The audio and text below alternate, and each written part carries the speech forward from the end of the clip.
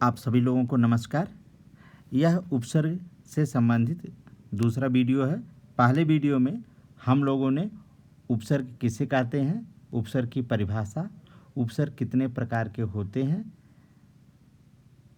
तत्सम शब्द क्या होता है, उन सभी के बारे में हम लोगों ने विस्तार से जानकारी प्राप्त किया।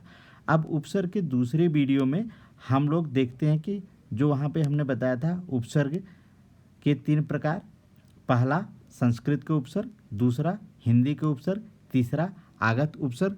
तो अब हम यह देखेंगे कि आखिर हिंदी के उपसर्ग कौन कौन से हैं। तो आइए हम शुरू करते हैं हिंदी के उपसर्ग। उसमें संस्कृत के उपसर्ग को हम तत्सम कहते हैं। इसे हम कहते हैं तद्भव। यानी तद्भव क्यों कहते हैं? तद्भव, तत् का मतलब होता है वह, उसमें हमने बताया था तत्सम, जो उसके समान है, उसके का अर्थ संस्कृत, जो संस्कृत के समान है उसे हम तत्सम शब्द कहते हैं। वो संस्कृत के उपसर्ग हो गए। और यहाँ पर तद्भव, उसकी जिसकी उत्पत्ति, तत् का मतलब जो, जिससे, भव हुई हो, यानी ऐसे शब्द जिनकी उत्पत्ति संस्कृत के शब्दों से हुई है उन्हें हम हिंदी के उपसर्ग कहते हैं। ठीक, तो आइए देखते हैं हम लोग हिंदी के प्रमुख उपसर्ग कौन कौन से हैं।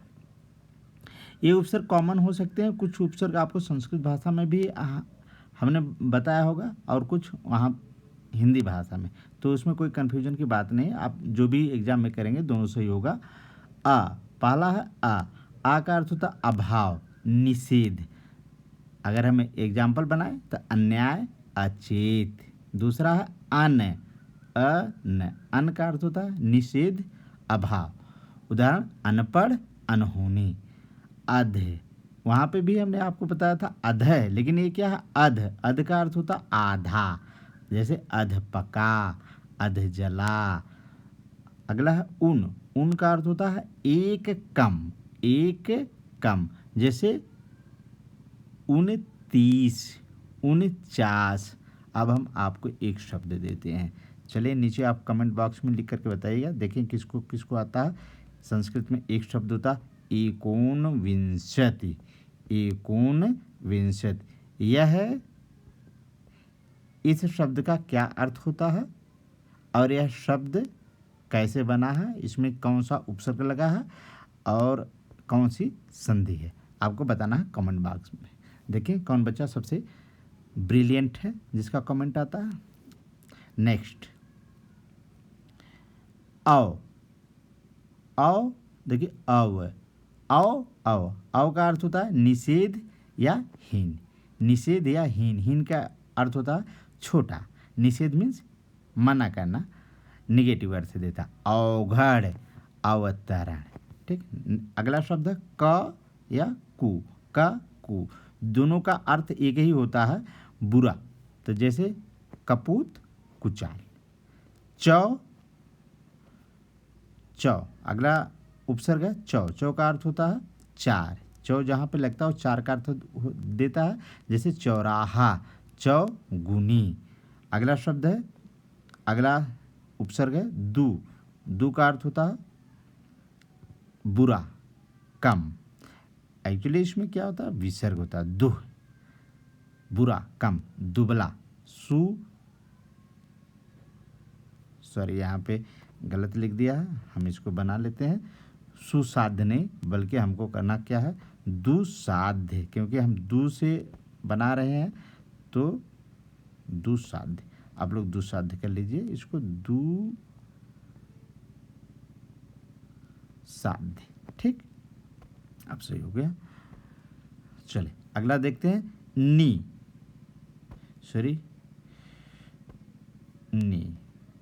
ये है नी। ठीक, नी का अर्थ क्या होता है बिना, नी का अर्थ होता बिना या रहित। निडर, निहत्था, निडर या निहत्था। ठीक, तो चलिए अगला देखते हैं हम।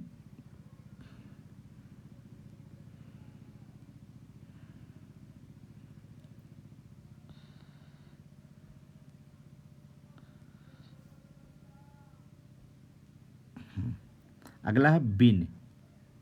बिन, बिन का क्या अर्थ होता है? बिन का अर्थ होता है बिना। बिन उपसर्ग जहाँ पे लगता है बिना, और जैसे उदाहरण दे तो बिन मांगा, बिन ब्याहा, बिन ब्याहा। ठीक। भर, भर का अर्थ भरा हुआ, भरपेट, भरपाई। ठीक। सा जहाँ पे लगता है सहित, सहित या अच्छा का अर्थ देता है, जैसे सपूत, सपरिवार। सु, सु उपसर्ग जहाँ पर लगता है वो अच्छा का अर्थ देता है, जैसे सुगम, सुडौल। और कौन कौन से ऐसे शब्द होते हैं जिसमें सु उपसर्ग लगा होता है? आप हमें कमेंट बॉक्स में बताइएगा। चलिए अगला हम देखते हैं।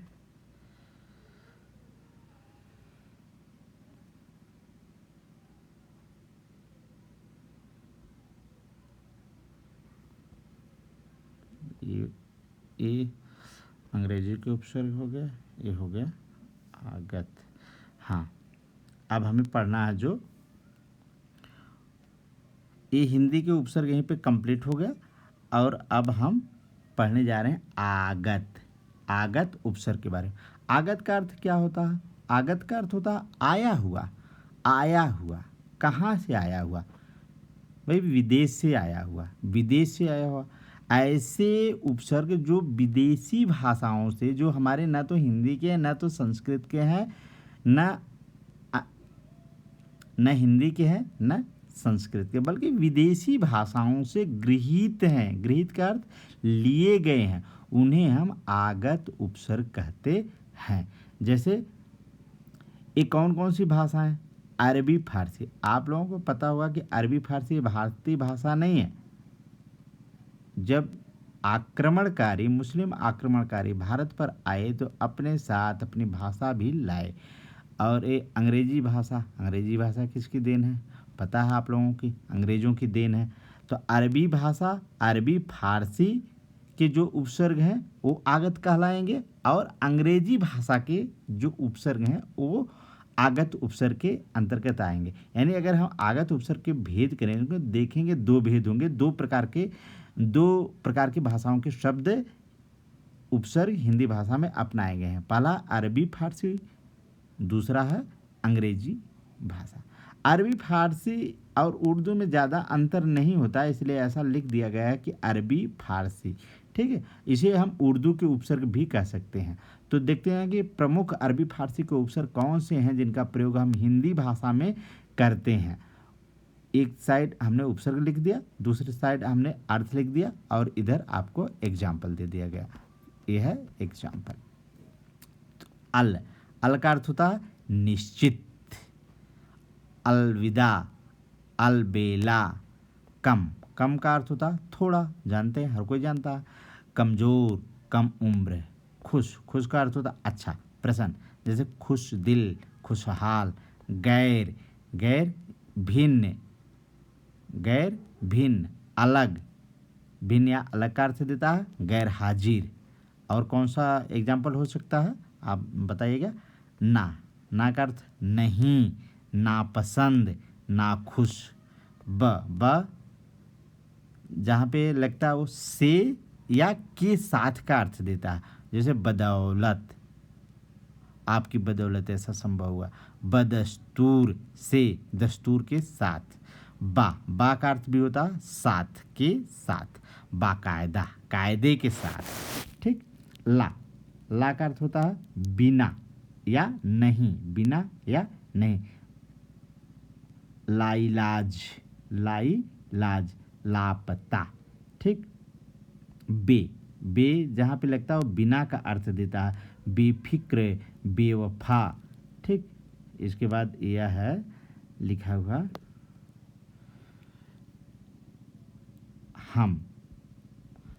हम लिख देते हैं, ये लिखा हुआ है हम का अर्थ होता है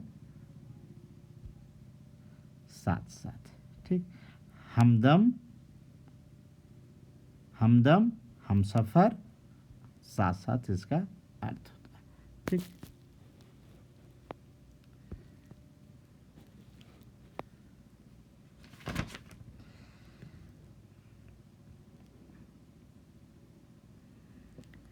दो और हैं हर। हर का अर्थ होता है प्रत्येक, हर रोज, हर वक्त। आप लोग लिख लीजिएगा। सर, सर का अर्थ है मुख्य। हर, मैं आपको यहाँ पे लिख देता हूँ, मिटा के लिख देता हूँ। चलिए,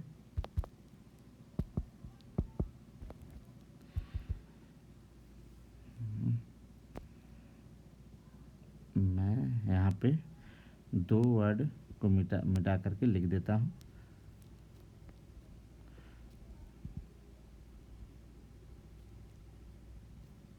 चलिए, दो शब्द, वो कौन कौन से दो शब्द हैं जिन जो छूट गए? छूटे नहीं, बल्कि थोड़ा सा कुछ प्रॉब्लम आ रहा है टेक्निकल। हर,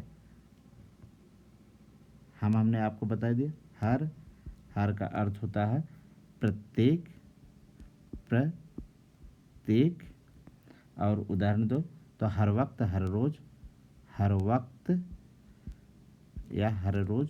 दो हो सकता है। एक होता है सर, सर का अर्थ होता है मुख्य। सर, सर का अर्थ होता है मुख्य यानी हेड। जैसे सरपंच, सरपंच, सरपंच। और अगर दें तो ये हो गया सरताज। ठीक, तो आगे हम चलते हैं।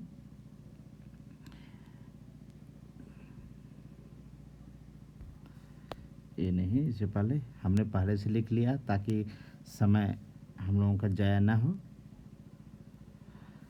ठीक है, ये अरबी फारसी के उपसर्ग समाप्त हो गए। अब अगला है अंग्रेजी के उपसर्ग। अंग्रेजी के उपसर्ग ज़्यादा नहीं है, कम ही है, 5-6 हैं। इसको देख लीजिए। सब, सब, SUB, सब, सबका। Sub inspector, deputy, deputy, Hindi में डिप्टी लिखा जाता है, इंग्लिश में डिप्यूटी। जैसा भी आपको पढ़ना है पढ़ लीजिए इंग्लिश में, लेकिन हिंदी में तो डिप्टी ही चलेगा। तो जैसे डिप्टी कलेक्टर। दूसरा और कौन सा हो सकता है डिप्टी से, आप हमें बताइएगा, लिख कर दिखाइएगा। हेड, हेड का अर्थ है HED, head, headmaster. Vice, vice का अर्थ होता है, आपको बताया था, उप, छोटा, vice captain. Half, half, HALF, half, आधा। General, GENERAL, general, general manager. Assistant, assistant manager. ये हो गया उदाहरण। तो बच्चों यहाँ पे अरबी फारसी, अंग्रेजी और हिंदी के उपसर्ग यहाँ पर समाप्त होते हैं। अब प्रश्न कैसे बनेगा मैं आपको यहीं पे बता दूं, फिर इसके बाद आपको मैं होमवर्क दे देता हूँ।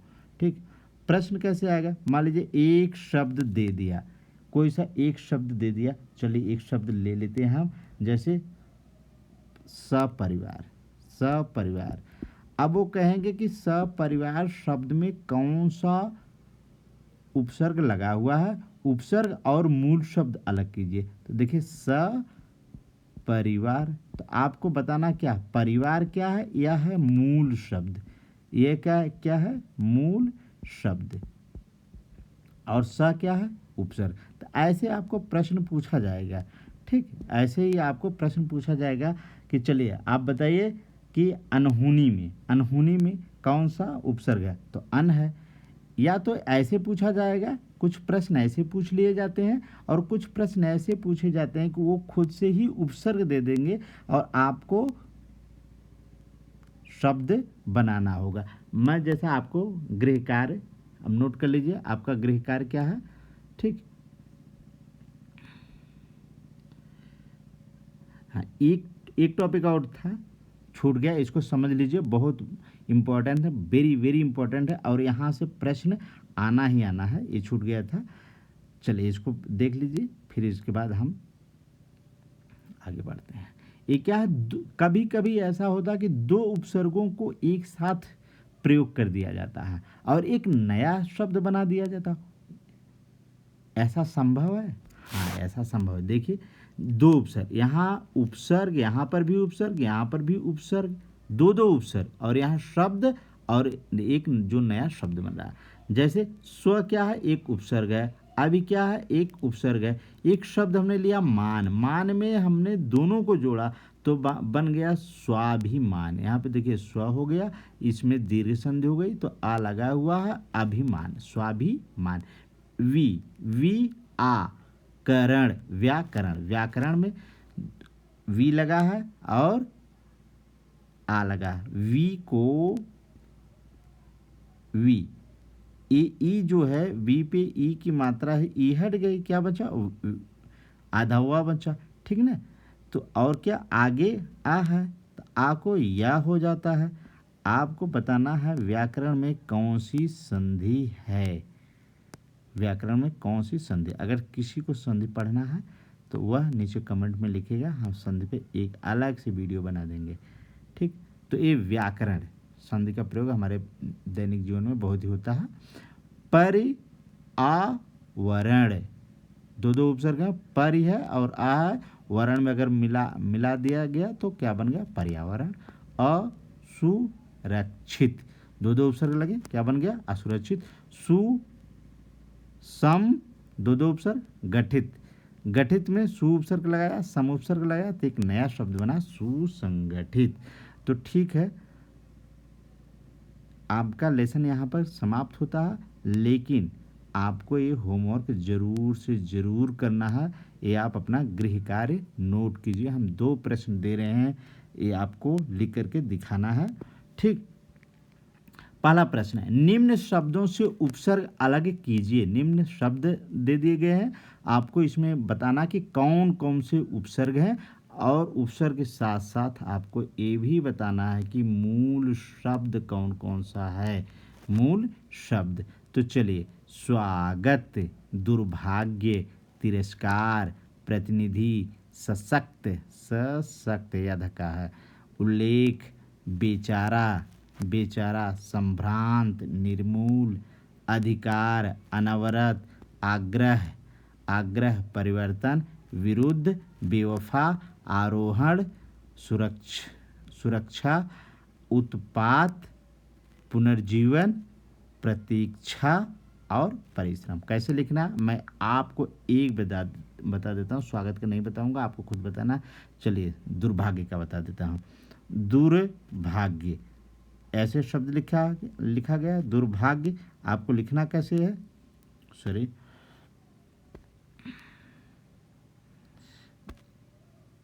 देखिए दुर्भाग्य कैसे लिखा गया, ऐसे दुर्भाग्य, रा को जिस पे पढ़ते हैं उसके आगे वाले पे लगाते हैं।